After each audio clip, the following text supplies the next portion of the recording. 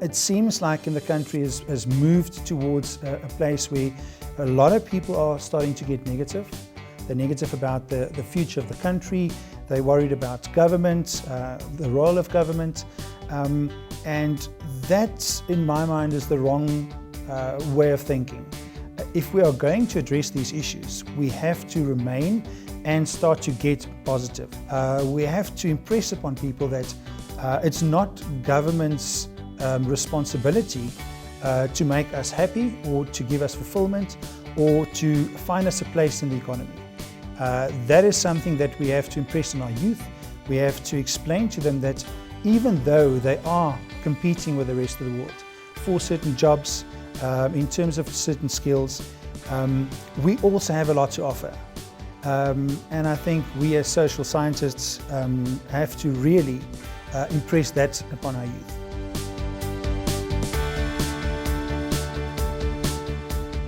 The following question is key for social scientists. Can we find better ways to create vibrant, peaceful, sustainable and flourishing communities? Professor André Heymans is an associate professor with the School of Economics at the Northwest University's Potchefstroom campus.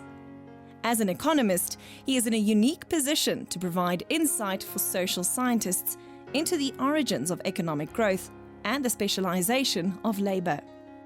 As economists, we look at the greater trends in the world, and what we have been seeing is a movement towards value being added by acquiring more and more skills and also higher skills. If we have to look at the current issues on the table, we've had these issues for a very long time in the country, and in order to understand where to start looking at solving these problems, I think it's important for us to understand the extent of the problems. And that does take us back to how we come to do the jobs that we do, or how we put the society together. In our country, like in most developing countries, we do have these common issues of unemployment, inequality in most instances, and unfortunately, that comes along with skills development. And that takes us back to the purpose and the importance of education. And that sort of brings us to the point of asking, are we actually at school level, at university level, are we giving our youth the right skills? Are we actually giving them the skills that they need in order to compete on a global scale? We have, for a long time in our history, not being exposed to the outside world. We haven't competed, so to speak, with the rest of the world. And after the dawn of democracy, we've started to open up our borders to international trade, and that brought with it also competition. And so it means that today, your average South African is now competing with people in China and Germany and America and Europe. And we have to realize that that brings with it, I want to say, additional challenges.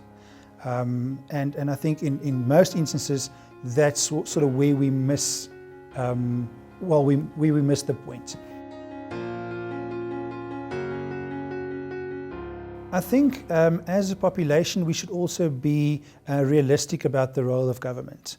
Government is an entity from the people for the people. That's what government is supposed to be. So government is supposed to represent the interests of the general public.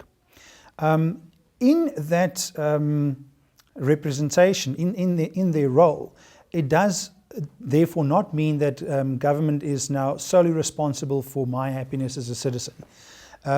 It's also not their job to find me a job or to force me to acquire certain skills. What government should do is government should create the circumstances and the conditions in which the economy can grow. Government would have to put policies on the table that tells investors that, one, the investment will be a safe one, two, the rules, regulations and laws in the country is such that they will not be overburdened by taxes, and therefore they would be able to show a profit at the end of the day. In terms of government addressing some of these issues, The tools that government has is obviously, they've got policy. So they have to be responsible for that policy, and they have to make policy changes that encourages economic growth instead of discouraging it. Unfortunately, we have seen one or two of these policies that drove away investors and is busy driving away investors, as well as people coming here for, I want to say, holiday making. The visa debacle a couple of months ago really cost the economy lots and lots of money. And this is, from government side, something that they would have to address. And there's a saying that you have to think about it before you pen it down. And I think that is government's role. They have to think of policies that would encourage economic growth, that would lead to employment and skills development of local people before they roll out policies based on, I want to say, political agendas. We've got an interesting problem in the country. We've got high unemployment, we've got low skills levels, but yet we have a demand for certain skills that the job market sort of fails to offer, fails to supply. And we've seen this in recent history, that there seems to be a perception that there are certain jobs that are below below people's standards. Your plumbers, electricians, things that, I want to say, your standard blue-collar jobs. And this perception is being driven lately by social media. Children obviously getting a glimpse of the glamorous lifestyle of Europeans and Americans. So we sit with the situation that we've got a great demand for some of the physical blue-collar type jobs, but that people in the country seems to not be enticed in order to get the skills and to go and perform those jobs. So everyone wants to be a white-collar worker.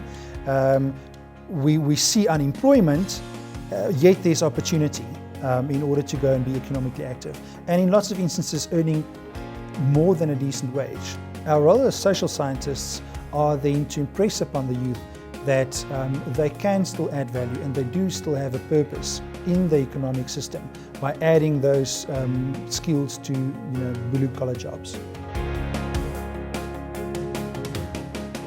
If we look at the economic success of developing nations in, I want to say, our recent history, the past 40 to 50 years, what you can see is that it was possible for these nations to really get going very quickly in terms of the economic growth. They were able to grow very quickly for, in a very short space of time. It is necessary for you to have social cohesion in order to make that leap, in order to be productive.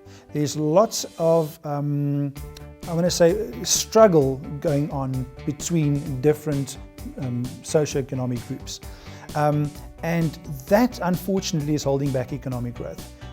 So if you want to address our current issues, unemployment, inequality, and the like, then it is very important for us to instill a culture of tolerance and realize that we are actually busy competing with the rest of the world for jobs. And that is, in order for us to actually attain those jobs, we have to work together as a nation. In the words of Nelson Mandela, we won the struggle against slavery and then against apartheid, both of which seemed insurmountable at the time. The next big war is the one against poverty, and we have to win this for the sake of humanity and our collective future. The world is tough out there, and we often hear about jobs being lost because of Chinese imports, for example. But we also have a very good base to work from. We've got lots of creative, innovative people. We are one of the countries that thrive on getting businesses going. Lots of entrepreneurs in the country. And I think if we're going to solve these problems, we have to focus on these positive aspects. When looking at our educational system then, it's important to instill upon our youth the skills necessary in the country, also keeping in mind the greater trends, economic trends that we see across the world. like I mentioned earlier, we do see a movement towards automation, artificial intelligence, robotics, 3D printing. These are all, I'm going to say, new trends that are here to stay.